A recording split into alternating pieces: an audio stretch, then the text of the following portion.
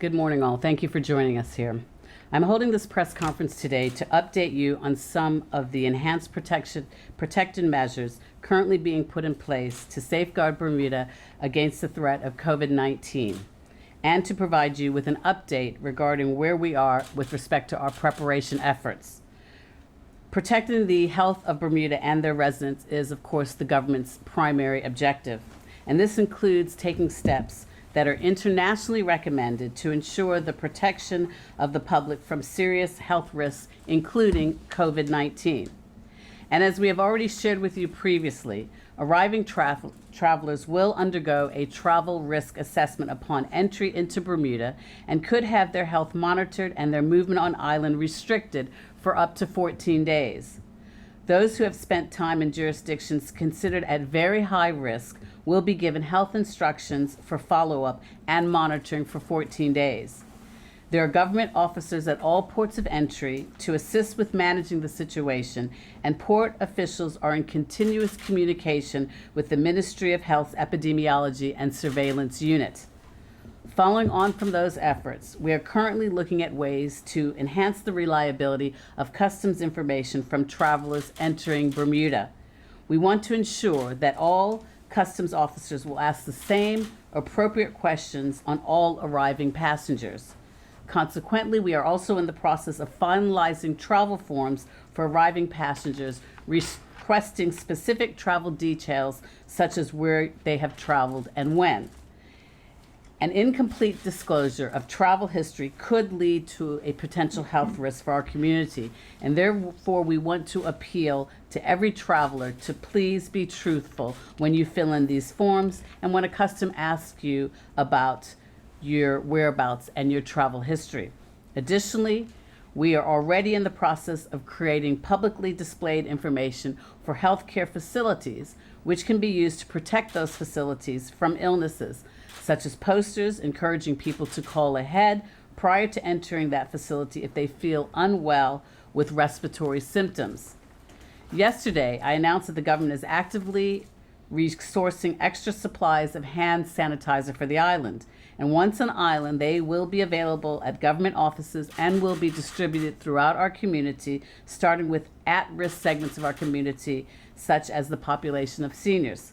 Additionally, government will also waive customs duty on hand sanitizer and other supplies as deemed necessary in the fight against influenza and COVID-19. Washing hands and using antibacterial wipes and hand sanitizers may seem like an overly simple thing to do to combat serious respiratory illnesses, but in fact, it is two of the most effective methods. On the topic of procuring supplies, there have been many questions asked about the supply of N95 masks on the island. It is accepted that these masks are in a global short supply. However, I want to assure the public that we are working to acquire these masks as quickly as possible and have placed a request for more from Public Health England, which has been assisting us throughout this exercise. Additionally, it should be noted that the use of face masks during outbreaks of viral illnesses such as COVID-19 has only been shown in scientific studies to be effective for protecting healthcare workers and to reduce the risk of sick patients spreading the disease. Based on the evidence, the World Health Organization recommends the use of health masks by the following: people who have a respiratory symptoms such as coughing, sneezing, or difficulty breathing; people who are providing care to individuals with respiratory symptoms; and healthcare workers when entering a room with patients or treating an individual with a respiratory symptom. It should be stressed that wearing a face mask alone is not guaranteed to stop infections in any of those circumstances and should be combined with other personal protective measures such as hand hygiene and keeping your distance from people with symptoms. Another question we have been hearing a lot of relates to the availability of test kits on island for COVID-19. These test kits are not commercially available anywhere in the Americas, except in research settings. For Bermuda, testing is currently available only through the World Health Organization's collaborative centers as well as in the CARFA laboratory. 4 to 5 days is the standard turnaround time to get a result, and so far Bermuda has completed 3 tests, all of which resulting in negatives.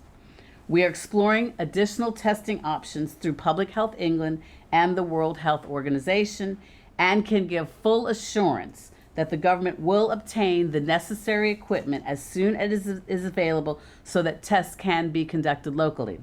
However, it is vital for the public to understand that medically reliable test kits are not commercially available anywhere yet. Investments in research kits that miss real cases and give false positives would not do us any good. I can also inform you that government has assembled a team focused on several matters, including ensuring signage at all ports of entry, that it is robust and clear signage, planning for cruise ship season against the threat of COVID-19, confirming an appropriate quarantine facility, added assistance at ports of entry, specifically at cruise ship terminals, ensuring there are plans in place to deal with mass gatherings such as large sporting events should an outbreak occur, and the national procurement of personal protective equipment for healthcare personnel. To that end, staff have been seconded to the Ministry of Health from elsewhere in government to provide the additional manpower needed to meet these objectives. I now want to talk about the hospital's readiness to deal with the potential seriously ill and critically ill COVID-19 patients in Bermuda. I want to reassure the public that the Bermuda Hospital Board has escalation plans in place which identify options for emergency, intensive care unit, and acute care wards to cope with an influx of patients in the event of a pandemic. The number of beds available at any one time can change based on the day. However, there are actions that can be taken to increase capacity, such as postponing elective surgeries, discharging stable patients, and using additional beds in other areas. There are negative pressure rooms in emergency and on each floor of the acute care wing. There also is an entire floor with 30 beds with an independent air filtration system which can potentially be used for cases should the need arise. Bermuda Hospital Board's negative pressure rooms stop the air flowing out of patients' rooms, keeping the rest of the hospital safe. And it will be critical for people who can be cared for at home to stay there so that hospital services can focus on those in the most need. Most importantly, no one should turn up at the hospital or other healthcare provider without calling ahead first to inform the healthcare personnel of their symptoms and receive advice and next steps. The hospital has more seniors and people with existing medical conditions such as diabetes, heart disease, and hypertension in waiting rooms and our long-term care facility. While there are many unknowns about COVID-19, experience to date indicates that approximately 80% of people only have mild to no symptoms and will not need any hospital care at all. Of the rest, a portion will be able to receive medical care at home, and a small percentage may need critical care services with intensive medical management. Therefore, we do not anticipate a situation where COVID-19 that would require the entire patient population to be relocated. I want to just add that the government is prepared to provide any additional necessary funding required to prevent, treat, and contain a COVID-19 outbreak, should one occur, including any additional hospital expenses to handle an extraordinary situation. I want to urge the public to rely on official sources of information to prevent damaging rumors from creating false narratives and diverting public health resources away from situations posing actual threats. Travel advice is updated daily on the government website at www.gov.bm/health information. Travel advice is currently as follows. Travelers from affected areas are being monitored. Affected areas include China, Iran, Northern Italy, South Korea, Hong Kong, Japan, Macau, Malaysia, Singapore, Taiwan, Thailand, and Vietnam. Travelers who have been in affected areas should be prepared to self-quarantine until a risk assessment is completed by a public health officer. A public health officer will then assess what public health measures should be implemented based on the traveler's risk level. Public health measures may include active monitoring or supervision of self-monitoring by public health authorities, or the application of movement restrictions, including isolation and quarantine, when needed to prevent the possible spread of COVID-19 in Bermuda. Any traveler that has been to an affected area and develops fever, cough, or shortness of breath should inform their healthcare provider of their travel history prior to attending for medical care. And you can stay up to date by visiting trustworthy scientific websites such as the CDC or the World Health Organization. And for local updates, visit our health information page at the www.gov.bm/health information, and follow the government of Bermuda on Facebook and Twitter. I'm encouraging everyone to stay well as stay informed. Thank you. Thank you, Minister. Any questions for news? Just use this. Thank you. The current list that the government's using is based off the UK list, as I understand. Shouldn't we be developing our own list, because the UK list seems out of touch? So, as an example, Vietnam is on that list. It's had 16 cases. They have no active cases, no deaths. Macau is on that list, has only 1 active case and 10 in total. Whereas if we look at Germany, France, and Spain, seem like they're more of a danger. With Germany has 203 cases in total at the moment, 187 active cases. France has 212 cases, 4 deaths, 196 active cases. And Spain has 165 total cases, 162 active cases. Why aren't we monitoring those countries rather than countries that seem like they're low risk at this point? Well, Bermuda's doing 2 things. We are following what Public Health England's travel advisors have been with respect to the locations, but we're also, in addition to that, monitoring flight patterns with respect to the air traffic that comes into Bermuda. As I've mentioned previously, this is an ever-changing phenomenon that we're encountering at this time. So with the assistance of the travel advisors from Public Health England, as well as monitoring of our flight patterns, those circumstances are looked at and reviewed on a daily basis. But looking at the data on that, doesn't it suggest that those 3 countries that I named, Germany, France, and Spain, are more of a danger than Vietnam with 0 cases going on? Well, I appreciate what you're saying, Mr. Burgess, and I can yield to Dr. Peatball, but again, the information that we're relying on is through Public Health England, as well as looking at our own travel and flight patterns. Sure, I can try to add additional perspective to that, because those are very valid questions. And in fact, every day that is the discussion in the epidemiology and surveillance unit. The advice of Public Health England is based on their epidemiologic research, how the disease is playing out in their region, what the likelihood of an individual coming from a certain country is of having been exposed or having the infection. That information is very valuable to Bermuda, but you rightly point out that we are a different jurisdiction, and in destination there are things about Bermuda that make us more unable perhaps to respond than a larger jurisdiction. Our capacity to deal with a case is different from the UK, and so we do have to use our own standards as to what countries should be on the list and what countries should not be on the list. If you compare them closely, our standards are not identical to Public Health England. We use them as a starting point. And you rightly point out that some of the European countries are certainly higher risk than those in Asia, as well as the fact that the United States even has cases. So if we were to really go according to the science, there might be some very impactful decisions around travel restrictions that would impact tourism and trade in a way that is not warranted at this point. So there is it's a decision that takes into consideration not just the travel patterns, but also the science, the epidemiology around who is being affected in a certain scenario, as well as weighing the impact on our community if we were to make a decision that really negatively impacts trade and travel. So it is not a very cut and dry decision. It takes a lot of discussion and consultation, not just within the epidemiology and surveillance unit, but with our other partners. So it is one that's made every day. We are not just using Public Health England as the guide. I hope I'm clarifying that, but we do have to tailor their advice to our needs locally.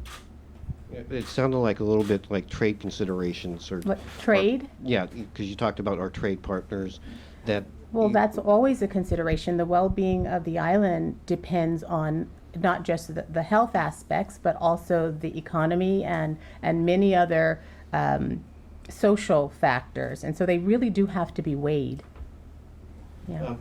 As a different question, on the BA flight at Gatwick, they've got a board up. It lists 10 of the 12 countries that we have on our list, and not all 12. But it also says entry permitted, immediate quarantine for a minimum of 14 days on arrival. What does that mean? Well, What's your question? well, the BA flight, when people are arriving, it says that people who are from these countries will be quarantined for a minimum of 14 days. Will be quarantined? Where Yes. where are you reading from? Somebody took it off the board at Gatwick. There's a Okay, photo so here. what is your question? So is the board incorrect in stating that people from these countries are going to be quarantined for 14 days when they arrive? I can only speak to what Bermuda's current travel advisory is, which is that if you've come from certain countries, you should be prepared to have a public health discussion with the public health resource that's at the airport or on the phone, and a decision is made on an individualized basis. So the worst case scenario in terms of your freedom of movement is that you might be asked to self-quarantine for 14 days. But there are so many scenarios. Perhaps you're on day 13 of your last exposure. The quarantine might be just 1 day. Perhaps you actually are not coming from a country that put you at high risk of exposure. You may be allowed to simply self-monitor. So our current advice is fairly generic for that reason, because it cannot speak to every single scenario. So the advice is to let individuals who are traveling know that they should be prepared, that given the specifics of their situation, they may be asked to self-quarantine, they may be asked to self-monitor, they will be followed by public health for approximately 14 days from the time of last exposure. I'm not sure that answers your BA question. I'm not prepared to talk about what is in the airport there in the UK, but I hope that explains our current advisory. Okay. I guess then somebody needs to, this may not be for you, but somebody needs to contact BA about putting the correct information up on the flight board. Mm. Yes, thank you.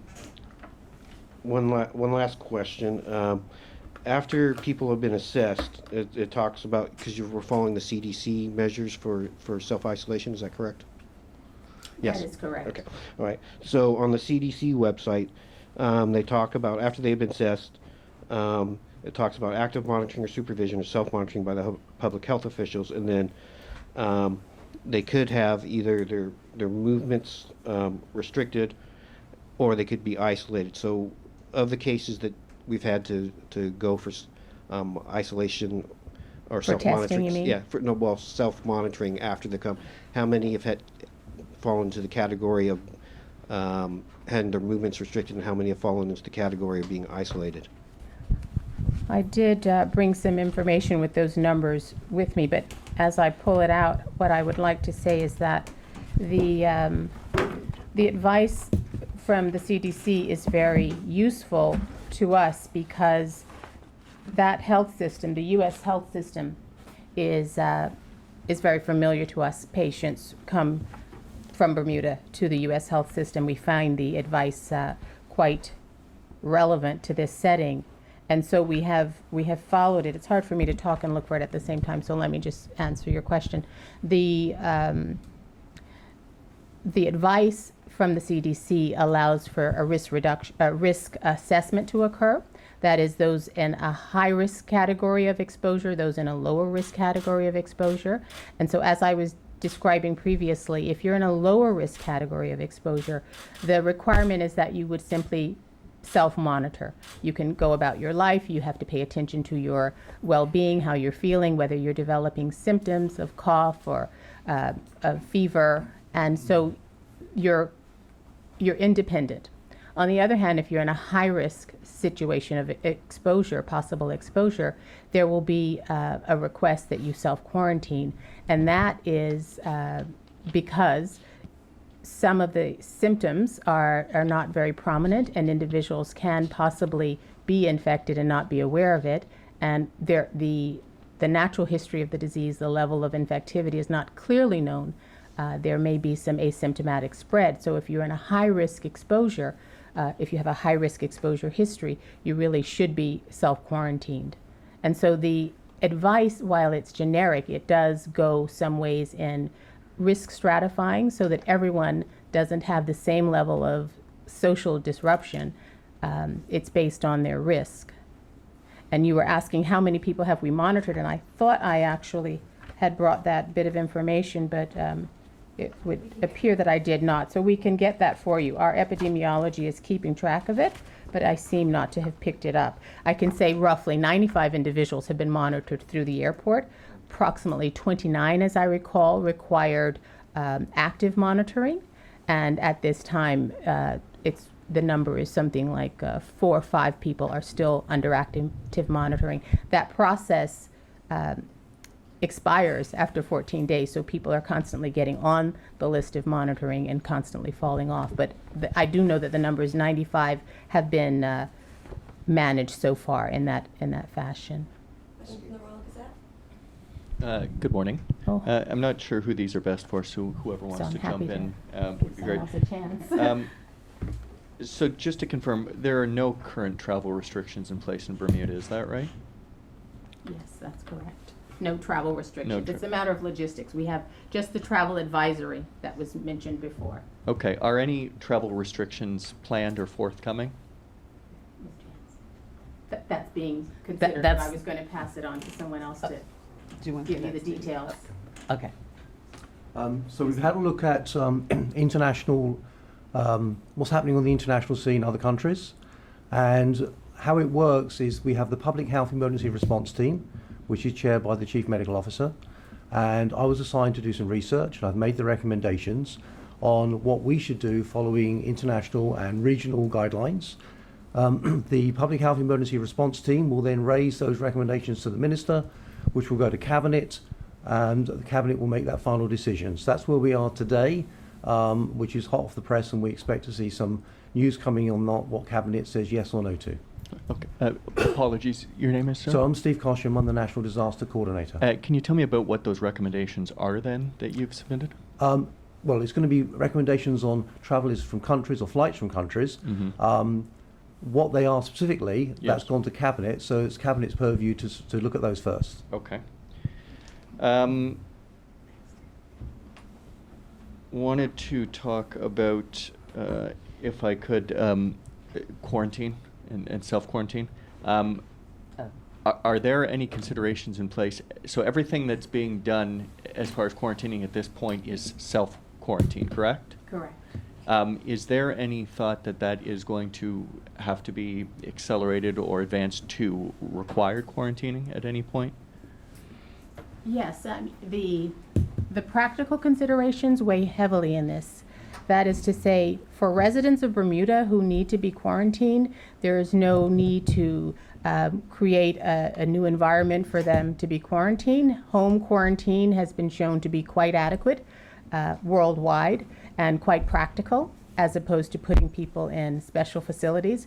But there are conceivable situations where a designated quarantine facility is required, and that's what we're working the logistics of now. Such an example would be a flight that arrives in Bermuda unexpectedly, and an individual is ill with symptoms of COVID-19, and then individuals on that flight would be exposed, perhaps, in that setting, and would need to be quarantined. But the details would need to be worked out, and currently that is what is underway.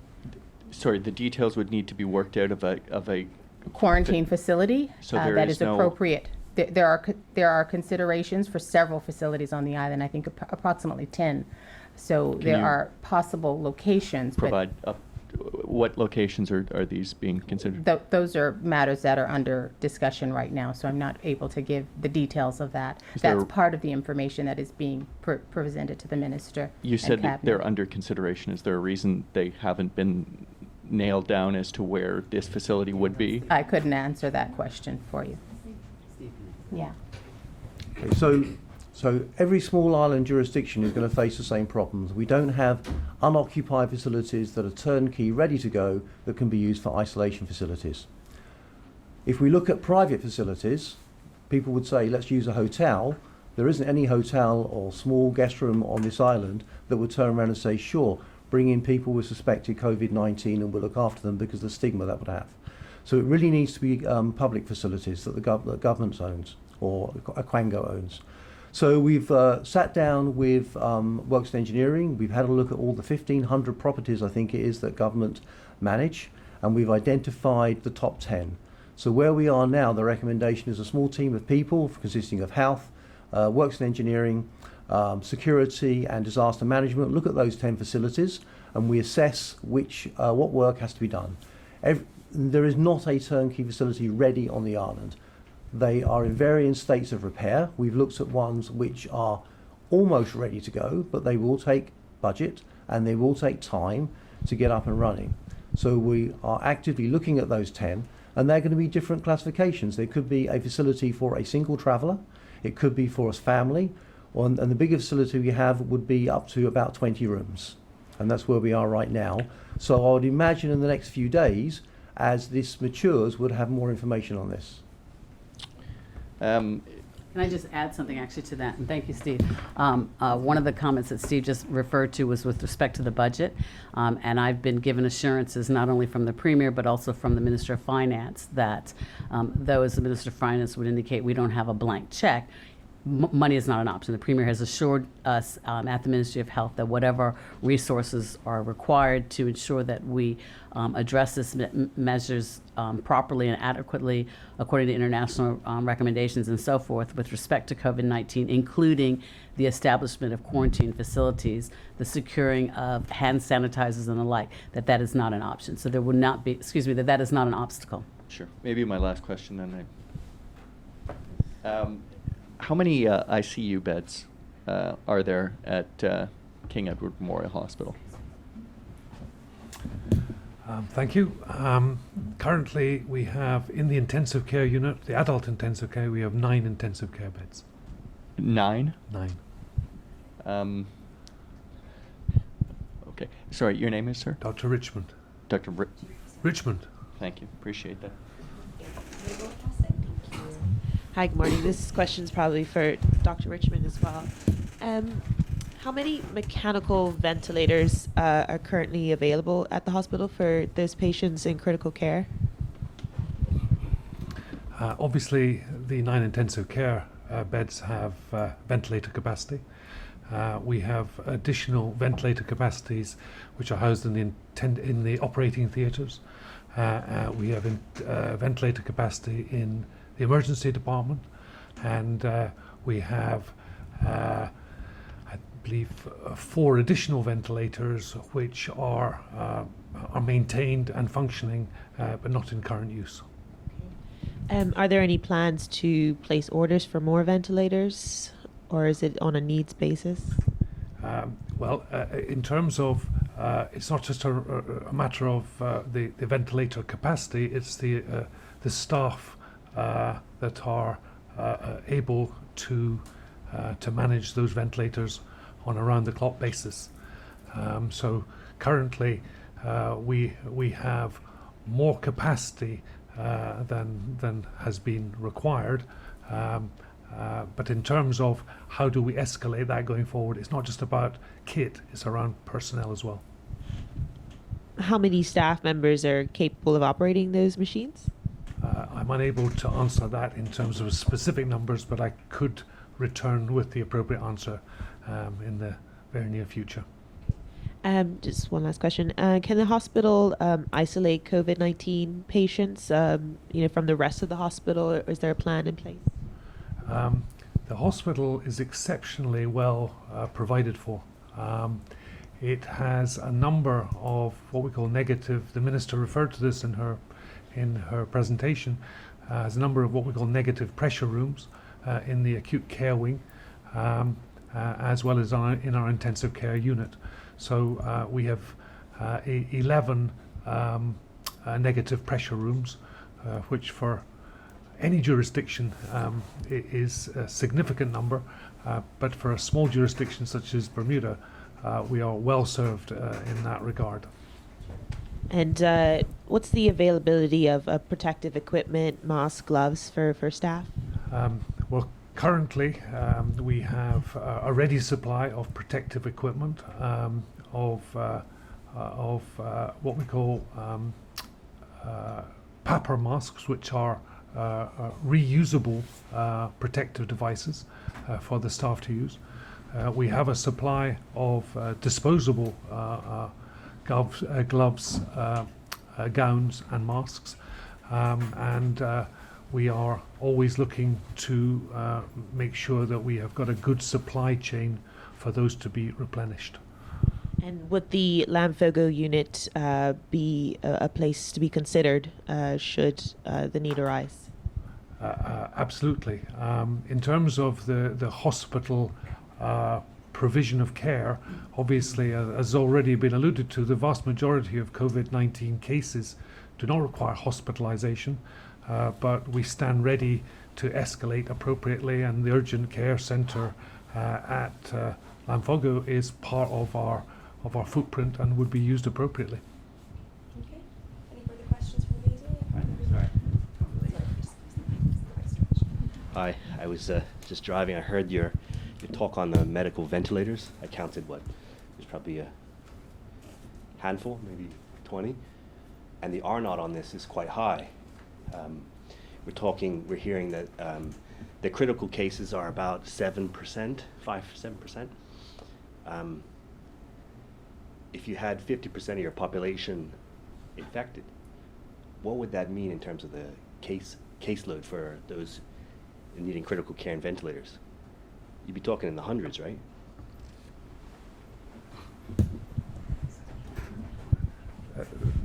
That's a very valid question, and of course there is not an unlimited supply of services. So if 60,000 patients had COVID, you're quite right. 5% of that is 300. The hospital doesn't have 300 acute beds, never mind ventilators, and it certainly doesn't have the staff to service that. So it is a balanced response, and like anywhere, we are dovetailing that balanced response as we see the situation evolving. A worst case scenario, if 60,000 people on the island all had COVID-19, we wouldn't have any staff anyway. So then for the minister, what is the red line? Just a minute, Well, Dr. People. Go ahead. I think I was just asked to put some reality into the discussion with regard to what is likely to happen with COVID-19 if it arrives. And that is, as Dr. Richmond said, the vast majority of individuals either have so few symptoms they don't notice or have no symptoms at all, or are mildly ill and don't end up in hospital. So we've seen that play out in every other jurisdiction up until now. That is, the population itself doesn't end up needing hospital care. 80% or so of everyone is in the community and is managed in their homes carefully to control the spread. So I don't think we could panic ourselves thinking about this almost unimaginable outcome. I think it's better to plan for the most likely scenario, the likely scenario, and we are planning for that, as well as the worst case scenario. But I think the situation of monumental proportions, biblical proportions, is one that we are making the decision to spend less of our time on than the more likely scenarios of large numbers of people simply being unwell in their homes. Right. You just quoted 80% with mild. That means 20% have some form of more serious. And yes, and 5% of them can be seriously ill. You were correct in saying that. And so you take, I don't know, 30, 40, 50, 60% of your population. That's still quite serious numbers. That's quite a lot of people, yes. So then the question for the minister is, at what point do you draw the red line?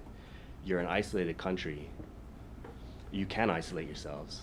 At what point do you say, we're going to protect the country? Yes, there will be economic impact, but rather than having a large percentage of people sick and potentially passing and dying, when do you make that decision?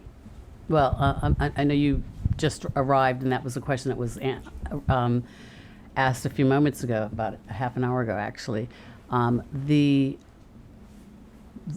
At this point, the Public Health Emergency Response Team is meeting very regularly, and they are providing information, obviously, to myself, who, of course, passes that on to the Cabinet. The decisions with respect to whether or not Bermuda decides to enter into any type of travel restrictions over and above the travel advisories that are currently in place are decisions that will be made at the Cabinet table. And again, because the public health team is meeting on a regular basis, information that they get is based on international standards, based on information that they're receiving from the World Health Organization, as well as CAFA and the Public Health of England. So those are all information that has to be reviewed and disseminated. And as Dr. Peekball said earlier, there is scientific studies from epidemiologists that show and speak about the patterns of this, et cetera. And all of that information will be taken into consideration. So to answer your question, when will we reach a red line?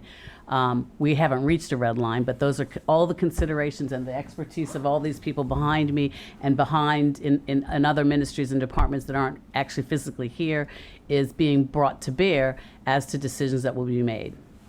Okay, thank you, Minister. No Thank further- you. One last question. Don. Based on your models, what's the most likely scenario for Bermuda?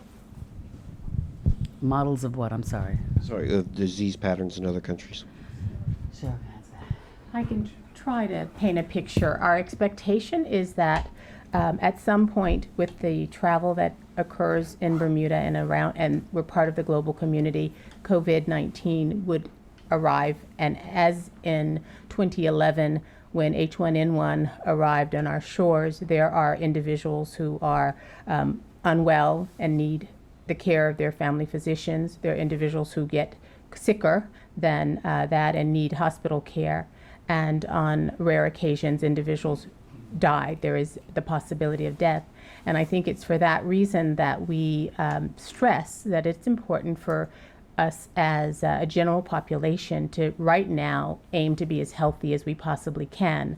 If you have a chronic medical condition or are over the age of 60, which a lot of us are, you are at higher risk of getting sicker when a respiratory illness is introduced into the community, so you should take extremely good care of yourself now before that happens.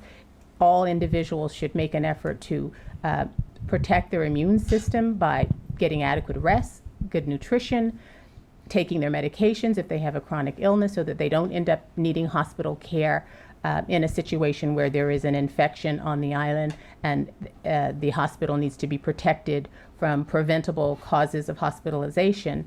So there is quite a lot that we all should be doing right now. The hand washing, the learning how not to touch our faces, which is something very difficult to learn. We need to be practicing those healthy habits right now so that when and if COVID-19 arrives at our shores, we are less likely to be infected.